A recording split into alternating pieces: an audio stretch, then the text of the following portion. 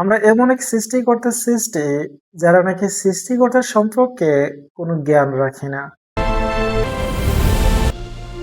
কিন্তু সৃষ্টিকর্তা আল কোরআনে বলেন সূরা বাকারার ২৯ নম্বর আয়াতে, তিনি জমিনের সবকিছু তোমাদের জন্য সৃষ্টি করেছেন আর তিনি তার সৃজনশীলতা প্রয়োগ করেন মহাকাশে।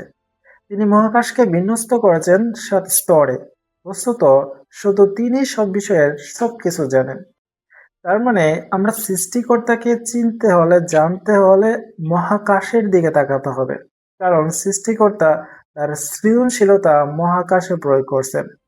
অথচ আমরা কি করি, মসজিদের ৪ দেয়ালের ভিতরে আবদ্ধ করে রাখি, আল্লাহকে খুঁজি, সৃষ্টিকর্তাকে খুঁজি। অথচ আল্লাহ বারবার বলছেন যে সৃষ্টিকর্তাকে চিনতে হলে, জানতে হলে, নলেজ নিতে হলে অবভিয়াসলি তার সৃষ্টির দিকে তাকাতে হবে, তার সৃষ্টি নিয়ে রিসার্চ করতে হবে। আর আল্লাহ তাআলার সবচেয়ে বেশি সৃজনশীলতা প্রয়োগ করছেন মহাকাশে।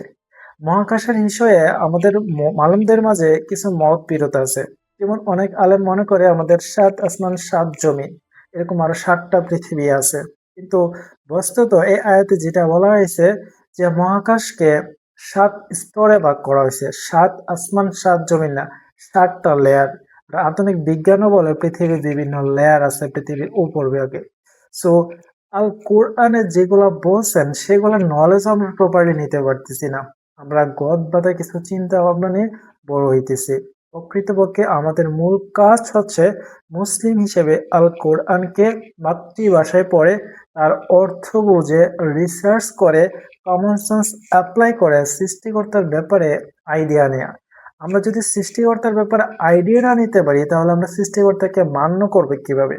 যেমন একজন সন্তান তার বাবাকে তখনই মানবে যখন মনে করবে তার বাবা ক্ষমতাশীল, তার বাবা অনেক পাওয়ারফুল। আর যদি তার বাবার ব্যাপারে কোনো আইডিয়া না থাকে, তার সন্তান তাকে ওইরকম মান্য করবে না। যে সৃষ্টিকর্তা আমাদের সৃষ্টি করছে, সে সৃষ্টিকর্তার ধারণাই যদি আমাদের মাথার মধ্যে না থাকে, সে সৃষ্টিকর্তার ক্ষমতার ব্যাপারে যদি কনসেপ্টই আমাদের মধ্যে, আমাদের ব্রেনের মধ্যে না থাকে, তাহলে ওই সৃষ্টিকর্তাকে আমরা মান্য কি করবো কিভাবে? তার সৃষ্টিকর্তার আদেশ আমরা পালন করবো কিভাবে? সো আল কোরআন মাতৃভাষায় পড়া উচিত এবং এ নিয়ে রিসার্চ করা উচিত, নিজের মতো করে গবেষণা করা উচিত, বিশ্লেষণ করা উচিত।